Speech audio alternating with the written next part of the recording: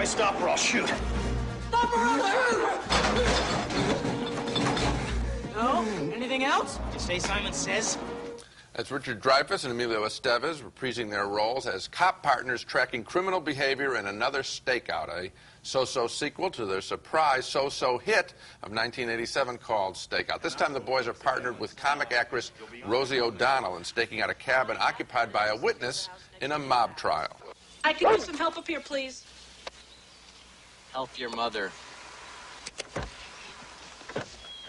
Good boy. Yes, you are. Yes, you were. Whoa, whoa, whoa, whoa. Are you nuts? 4 bags? Oh, please, don't give me that man thing. No. This is not a man thing. This is a woman thing. Really? Well, this is what I'm taking. Fine, take the bags. We're staying here. Isn't this great? Our first fight. Feel like a family already. Listen, detective, we are supposed to be well-to-do. I cannot do well-to-do with one change of clothes, so this is what I'm taking. Open the trunk. Rosie O'Donnell is supposed to be playing an assistant district attorney, but I guess there was no way her character could be a competent, intelligent human being.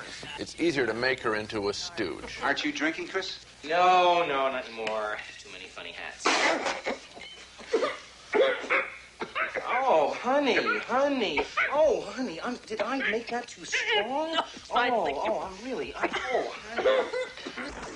The Stakeout naturally gets fouled up, and soon the boys themselves are under fire. This banter between them just isn't funny. Show him your badge. They're never gonna believe we're cops. Gina's there. She'll tell him. Go on, hold it up.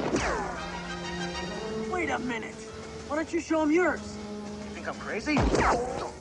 I was bored during another Stakeout because of scenes like that. How bored? Well, I spent my time looking at the design and decor of the house in which the boys were holed up in, as well as the one they're staking out.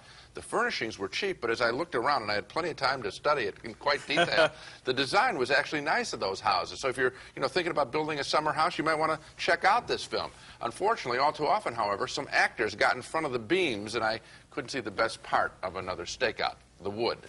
Oh, Gene, I think you're a little bit too hard on this movie, and I started out with real low expectations because, I mean, this is really a totally unnecessary sequel. Yes. There was no demand at all for a 6-year-old movie that everyone except possibly Dreyfuss and Estevez has forgotten.